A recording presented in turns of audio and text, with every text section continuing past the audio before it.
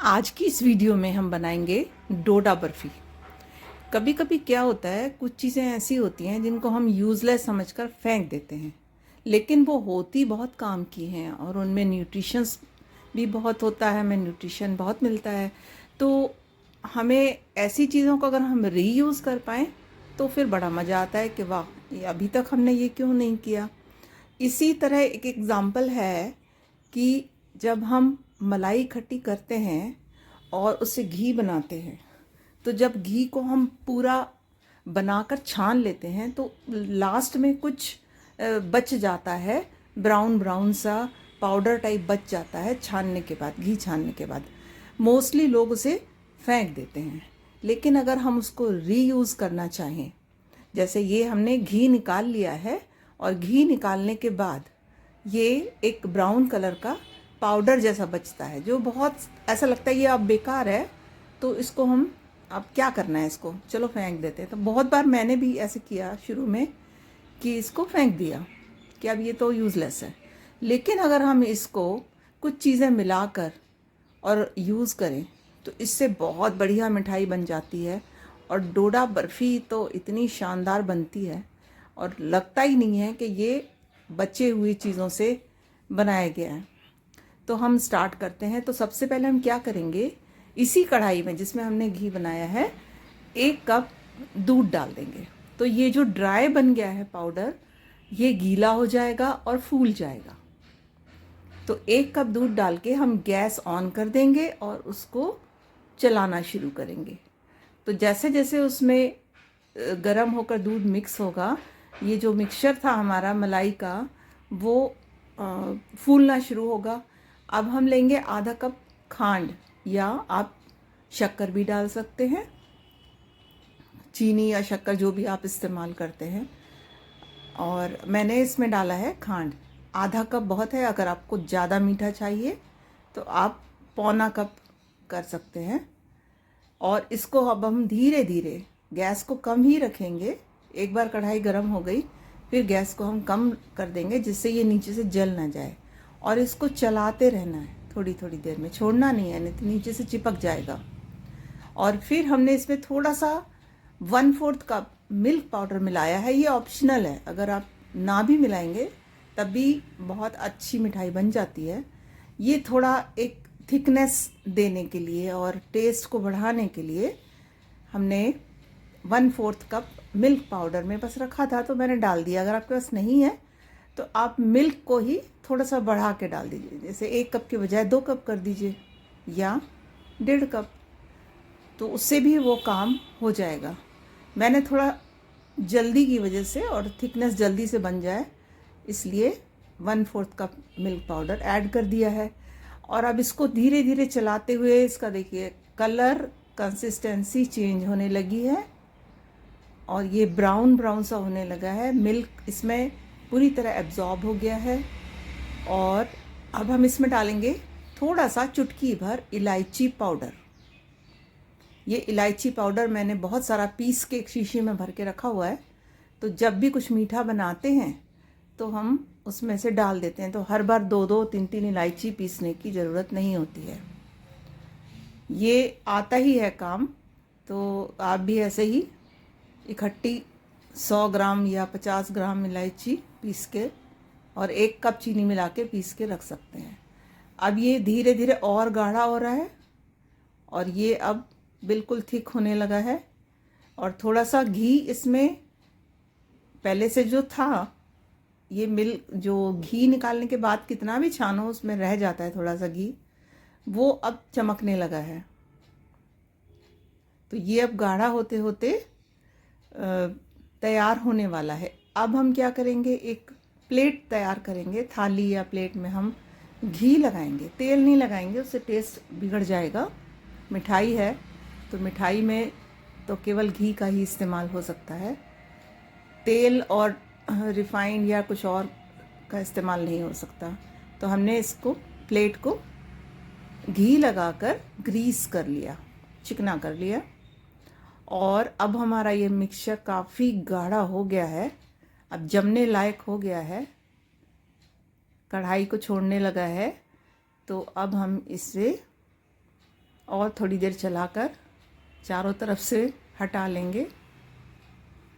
और अगर आप चाहो तो इसमें 1 चम्मच घी डालकर, ये देखिए 1 चम्मच घी डाला मैंने, तो जिससे ये बस जो चिपका है ना चारों तरफ, वो कढ़ाई को छोड़ देगा। ये देखो कितनी जल्दी कढ़ाई क्लीन होने लगी है और ये मिक्सचर थोड़ा शाइन करने लगा है। बस 1 चम्मच घी ऐड करना है लास्ट में। जब आपको लगे कि हाँ ये अब अलग हो गया है और आपस में ही चिपकने लगा है ये मिक्सचर, तो इसका मतलब अब ये रेडी है जमाने के लिए। तो इसे अब हम क्या करेंगे, जो हमने ग्रीस की हुई प्लेट रखी है उसमें हम डाल देंगे। ये बिल्कुल डोडा की तरह, ये देखो चिपकता है ये खाते समय दांतों में कचर कचर करता है, जैसे डोडा बर्फी खिंचती है, थोड़ी चूई टाइप की होती है ना, बिल्कुल वैसा ही बनता है ये। तो इसको ऐसे करके हम अच्छे से निकाल लेंगे। 2 चम्मच लगेंगे इसमें, 1 चम्मच से नहीं निकलता है ये। हमेशा 2 चम्मच हाथ में लो, एक बड़ा एक छोटा, और उसे दूसरे चम्मच से हाथ गंदे ना करके, क्योंकि फिर हाथ में चिपकेगा, फिर हाथ को आप इधर उधर करते रहोगे। तो मैं तो कोशिश करती हूँ कि हाथों का इस्तेमाल कम से कम करूँ। और ये मैंने इसे जमा दिया। अब इसने बड़ा चम्मच छोड़ के बर्फ़ी ने छोटा चम्मच पकड़ लिया, तो अब इसमें से हटाना है, तो अब चाकू का इस्तेमाल होगा। तो ये चाकू का इस्तेमाल करते हुए हमने इसे बिल्कुल साफ़ कर लिया और अब ये हमारी बर्फ़ी जम गई है। अब हम थोड़ा सा उंगलियों का इस्तेमाल कर सकते हैं, अगर आप चाहो तो हाथ से दबा सकते हो आप इसको, और नहीं तो ये वैसे ही प्लेन हो गया है।